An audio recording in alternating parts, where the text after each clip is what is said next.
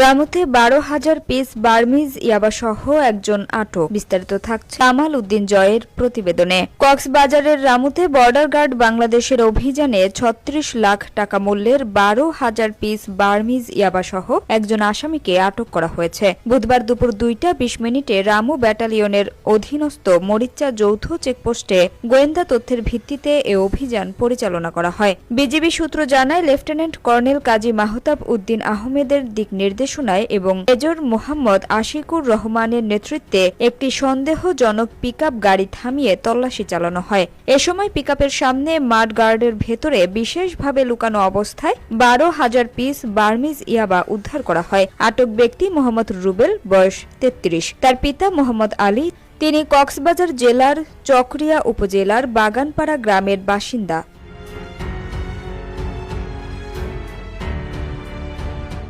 Ramu battalion জানায়, সীমান্ত নিরাপত্তার পাশাপাশি মাদকদ্রব্য পাচার, চোরাচালান ও অবৈধ অনুপ্রবেশ প্রতিরোধে বিজিবির নিয়মিত অভিযান অব্যাহত রয়েছে।